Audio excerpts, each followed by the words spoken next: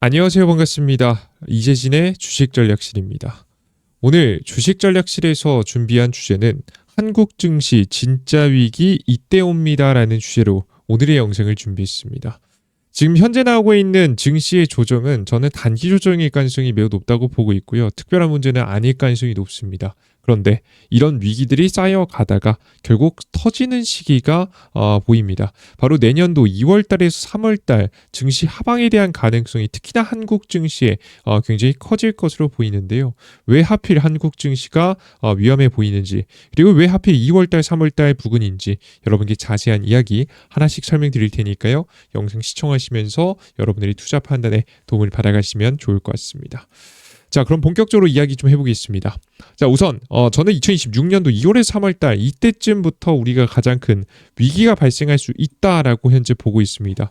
그 이유를 간단하게 설명해 드릴게요. 일단 먼저 지금 당장 증시가 폭락하지 않을 가능성이 높은 이유는 바로 생각보다 괜찮은 고용지표 결과, 그리고 미국 FMC가 열심히 나서서 페드가 나서서 증시 안정화를 위해서 노력하고 있기 때문입니다.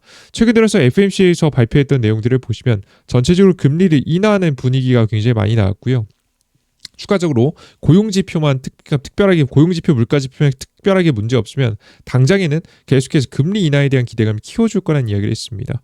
그래서 아무리 주가가 조정받더라도 박스권을 벗어나서 폭락하기보다는 적절한 박스권 안에서 저점 반등이 나올 가능성이 매우 높습니다. 그래서 기본적으로는 당장이 떨어질 일은 많지 않다라고 보시면 될 것 같아요. 자, 그럼 왜 지금 2월에서 3월을 조심해야 되느냐? 왜 이때가 유력해 보이느냐? 일단 기본적으로 유동성 문제가 없는 건 아닙니다. 화면에 보이시는 것은 미국 레포 사용 잔고인데요. 잔고라기보다는 사용 양입니다. 잔고라는 표현은 잘못됐네요. 레포 사용량입니다. 레포 사용량이 뭐냐면 미국의 은행들이요, 금융기관들이 돈이 부족할 때마다 이 중앙은행, 한국으로 치면 한국은행 같은 곳에 가가지고 돈을 빌리는 겁니다. 하루씩 단기 대출하는 건데요. 이게 진짜 돈 없을 때 하는 행동이거든요. 원래 돈이 풍부할 때는 안 씁니다. 그러다가 돈이 부족해지면 쓰는 거죠. 최근 들어서 유독 11월 달에 증시가 많이 흔들렸잖아요. 11월 달에 유동성 부족 현상이 심하게 나왔기 때문입니다. 이런 식으로 보시는 바와 같이 돈이 부족한 현상들이 계속되게 되면서 증시 분위기가 그렇게 좋지 않은 현상이 지속되고 있다라고 생각하시면 될 것 같습니다. 이해되셨죠? 그래서 화면에 보이시는 바와 같이 레포 사용이 많아지면 많아질수록 시장이 위기다라고 시장은 인식하고 있죠. 다만 다행인 건 단기 채권을 많이 지금 이제 사겠다라는 이야기를 미국 페드에서 이야기하기도 했고요. 추가적으로 지금 연방준비위원회에서 이제 레포 사용에 대한 이 규제를 풀면서 나 무제한으로 풀어주겠다, 쓰고 싶은 만큼 써라라고 풀어주면서 유동성 시장에는 큰 문제는 아닐 것 같습니다. 다만 그래도 유동성 부족 현상이 계속해서 벌어지고 있는 상황이다라는 것은 인지하고 가실 필요가 있습니다. 최근 증시가 흔들리는 것도 이런 모양새 때문에 그런 것 같아요. 미 NK 트레이드 자금 청산되면서 유동성이 부족해지는 현상이 지표로도 발견되고 있는 거죠. 자, 그리고 추가적으로 우리가 진짜 조심해봐야 되는 이슈가 전기세 인상으로부터 옵니다. 여기서 힌트들이 나오는데요. 왜 내년 2월, 3월쯤인지 나오는데 화면에 보시면 인공지능 관련된 수요 확대로 우후죽순처럼 생긴 데이터 센터 때문에 미국 일부 주에서 전기세 요금이 15% 이상 상승 중입니다.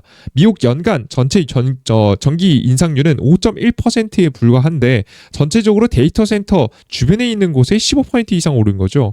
이번 겨울 추가 전기세 인상이 예고되면서 추가 변수가 될 것으로 보입니다. 데이터 센터의 전기 공급망이 빠르게 자리 잡은 텍사스는 3.8%에 불과합니다. 그러니까 데이터 센터에 대한 전기를 어떻게 잘 공급하느냐, 이게 매우 중요하다 보시면 돼요. 근데 여기 데이터 센터에 공급하는 텍사스 요 지역은요, 가장 많은 데이터 센터를 가지고 있음에도 괜찮았던 게 일론 머스크가 가스 터빈을 원래 한 10개 정도 허가받았는데 정확한 숫자는 아닙니다. 10개 정도 허가받는데 20개 짓고 그랬어요. 자기 맘대로 가스터빈 지 맘대로 더 많이 지었거든요. 그러면서 환경오염 문제가 또 불거지기도 했는데, 이런 완벽하게 무리하면서도 전기 조달을 하는 방법을 좀 이렇게 불법적으로 저지르지 않으면 사실상 전기는 많이 부족하다라고 보시면 돼요. 이해되셨죠? 게다가 2026년에서 2018년도 사이가 데이터 센터가 차례대로 많이 완공하고 가동을 시작하는 지금 이제 중이라서 사실 추가적인 전기세 인상은 어쩔 수 없는 현실입니다. 이게 이어진다고 보시면 됩니다. 자, 자, 근데 이게 피크가 언제냐라고 하면 이번 겨울이 될 가능성이 매우 높아 보입니다. 미국의 가정용 전기세도 계속해서 증가하고 있는 가운데 사람들이 힘들어하고 있어요. 자, 그런데 이번 2월달, 3월달에 피크를 찍을 가능성이 높아 보이는 거죠. 왜? 이번 겨울을 앞두고 정전이 5배 이상 증가하는 지역도 나오기 시작했고 전기가 부족한 현상이 나오자 전기세를 3년 만에 최대치 전기세 인상이 이번 겨울에 예상이 된다고 합니다. 그래서 물가에 영향을 주기 시작할 것이라고 봐요. 원래는 그전에는 관세 때문에 물가 계속 오른다 혹은 지금 이제 오른다라는 이야기 굉장히 많았는데 그래도 물가는 관세는 잠깐 올랐다가 다시 하락한다라고 많이 알려져 있습니다. 하지만 지금 전기세 같은 경우는 좀 많이 다르죠. 전기세는요 한 번 오르고 나서 떨어질 가능성이 낮습니다.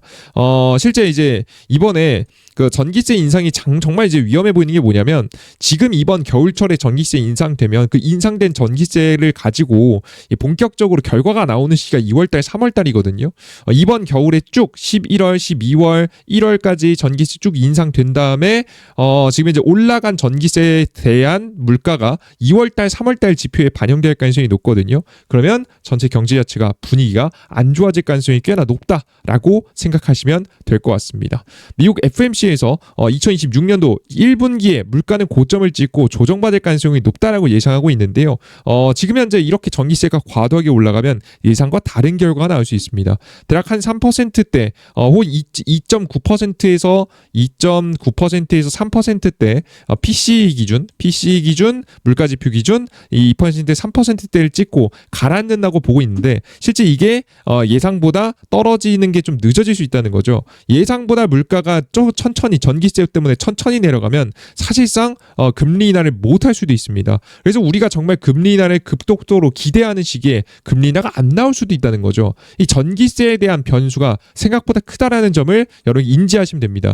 전기세는요 어디든 쓰여요. 어디든 안 쓰이는 데가 없습니다. 죄다 사용됩니다. 그냥 공장 가동할 때 뭐로 돌립니까? 석탄으로 돌립니까? 그런 데가 없잖아요, 여러분들. 다 전기로 돌리기 때문에 전기세 인상에 피해갈 수가 없다라고 여러분들께서 생각하시면 될 것 같습니다. 시장 분위기가 안 좋아요. 그래서 2월달, 3월달에 조심해봐야 돼요. 마침 일본의 추가 금리 인상도 이때로 좀 예상이 되는데요. 지금 이제 일본의 금리가 상승하면 NK 트레이드 자금이 청산되면서 시장 분위기가 안 좋죠. 요즘에 유동성 부족 현상도 아마 요것 때문일 것이라고 예상이 많이 되고 있는데 일본은 12월 18일 추가 금리 인상을 통해서 0.75%를 유지할 것으로 예상이 되고요. 그 다음 금리 인상 시기는 내년 상반기 이내에 0.25%를 더 올려서 1%대를 만든다라고 얘기를 하고 있습니다. 아마 이때도 일본도 물가 상승에 맞춰서 올라가거든요. 일본도 전기세 인상 많이 됐습니다. 일본도 전기세 인상 올라가기 시작하면 그때 흐름에 맞춰서 미루다가 전기세 인상 이 물가 상승에 맞춰가지고 분명히 금리 인상을 해야 될 타이밍이 올 텐데 그 타이밍이 언급되는 시기가 2월달, 3월달일 가능성이 매우 높습니다. 이때부터 언급이 계속 나올 가능성이 높아 보여요. 앞서 말씀드렸듯이 전기세 인상 때문에요. 그래서 일본도 동일한 물가 상승 문제로 늦어도 2월에 3월에 추가 인상에 대한 이야기가 구체적으로 나올 가능성이 높다라고 보시면 될 것 같고요. 그러면 우리 투자자 여러분들이 매수 타이밍 보이시죠? 앞서 말씀드렸던 물가 문제, 미국의 물가 문제로 금리 인하 못한 타이밍, 일본은 심지어 물가가 오르니까 오히려 금리 인상을 하는 시기가 옵니다. 이게 정말 최악이거든요. 이게 물가가 진짜 무서운 게 이거예요. 미국은 금리 인하를 못하고요. 일본은 금리 인상을 해야 되는 상황이 와요. 다 유동성을 경색시키는 상황이 만들어지기 때문에 더블 경색, 이 정말 두 국가가 문제가 생기면 시장 자체에 큰 충격을 줄 수 있기 때문에 굉장히 위험하다라고 보시면 되겠습니다. 자, 그리고 여기에다가 중요한 건 한국의 환율 문제인데요. 한국의 환율 문제 뭐 이게 문제다 저거 문제다 뭐 누구 탓 저거 탓하는데 이건 다 복합적인 얘기지 뭐 하나의 탓이 아니에요, 여러분들. 일단 기본적으로 이 국내 기업들의 해외 투자가 많아졌죠. 트럼프의 관세 때린다고 해서 미국 본토에 공장 지으라는데 뭐 어떻게 합니까? 뭐 심지어는 한국하고 국가하고도 협상을 통해서 한국이 돈을 보내가지고 미국에 투자도 하는데 그만큼 전체적으로 해외 투자가 많이 늘어났고요. 달러가 돈을 벌어도 한국으로 들어오지 못하니까 당연히 환율이 안 좋아지고 있고요.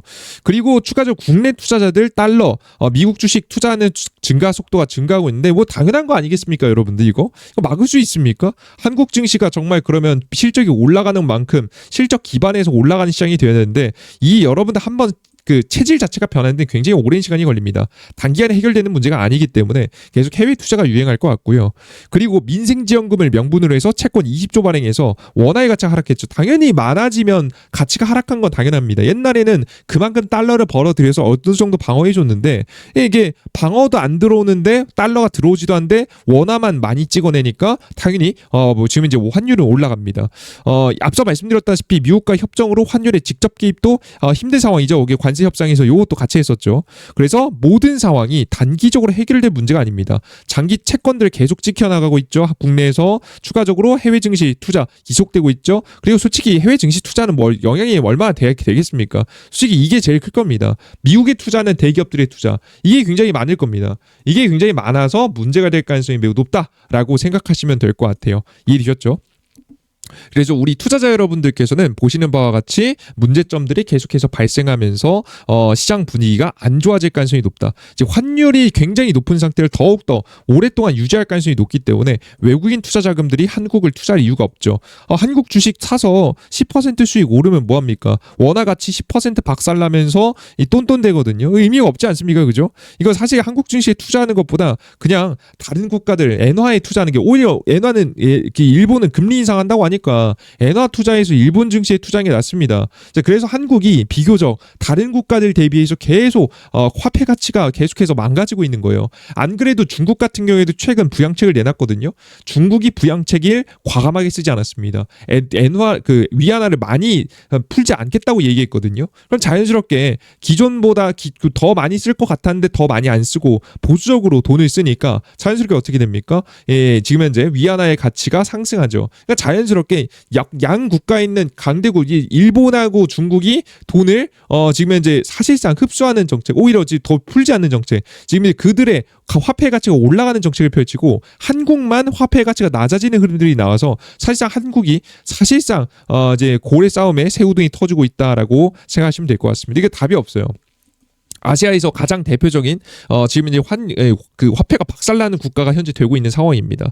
이게 단기간 해결될 건 같지는 않거든요. 뭐 결국 나중에 해결될 수 있어도 지금 그래서 한국 증시가 다양한 문제 이거 사실 이거 미국 입장에서 일본 입장에서 중국 입장에서 별거 아닐 수 있거든요. 뭐 레포 잔고 사용, 뭐 유동성 문제 지속되고 전기세 인상으로 인한 문제가 부각되면서 미국이 금리 인하를 못하는 상황 만들어지고 일본이 추가적인 금리 인상하면서 유동성을 흡수하는 현상 나올 때 사실 다른 국가들은 큰 조정이 아닐 수 있으나 한국만 과하게 조정받을 수 있다라는 건 인지하고 계실 필요가 있습니다. 이런 물가 유동성 문제가 터졌을 때 다른 국가도 조정받겠지만 한국이 유독 더 오늘 같은 경우에도 유독 더 조정을 많이 받는 모습들을 계속 보여주고 있거든요. 이런 모습들이 한 번 더 지속될 가능성이 높아 보이니까 우리 투자자 여러분들께서는 이때를 조심해 보셔야 된다라고 설명드리고요.